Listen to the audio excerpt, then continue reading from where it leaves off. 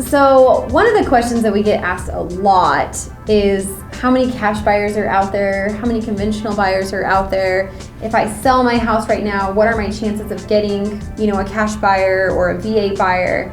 And so we wanted to break down 2022 and what those numbers looked like, just to give you kind of an overall picture of how many of those houses were sold and how they were financed. And I think, pretty often I hear how every house is being sold cash to some California buyer, right?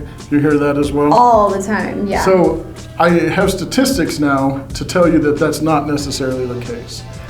If you were selling your home today, odds are that somebody buying it would probably come in with a conventional loan. 43% of all homes sold in 2022 were with a conventional loan. Yeah. Now, the next category is cash, but that's at 28%. So out of the 2,400 homes that sold, 670 of them basically sold cash. But yeah, the biggest one was conventional. Sure.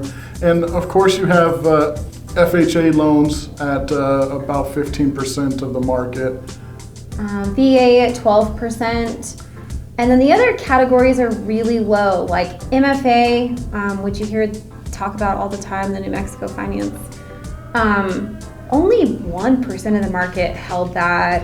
You've got a couple of owner financing deals, like 7 of them, and then a whole category of other, which we're not even sure what that actually is, because I feel like our MLS has actually done a really good job of all of the situations that you could possibly buy a house or sell a house through. So I'm not sure what you people are classifying other as, but my guess is probably additional owner financing, wraparounds, real estate contracts, probably that kind of stuff.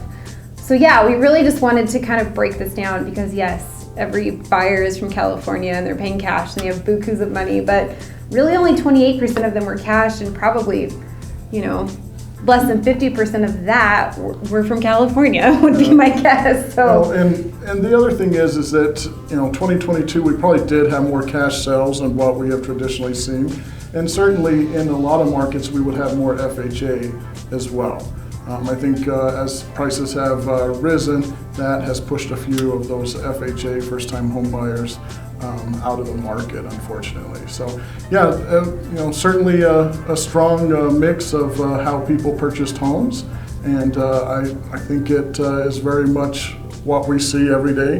The majority of them being conventional, and handful of cash, handful of FHA and VA, and so forth. So yeah, nothing out of the blue here, but certainly not necessarily what you hear at the grocery store in line while you're waiting to check out. Our market's very strong. We have a good mix of different types of buyers, and certainly they come in with different types of financing and ways to purchase their house. One thing to note, we're not seeing any crazy loans. We're not seeing statement loans. We're not seeing people bring absolutely no money down very often. So all of the loans, the conventional loans, the FHA loans, the VA loans, all of those loans are very strong loans, which causes a strong real estate market as well.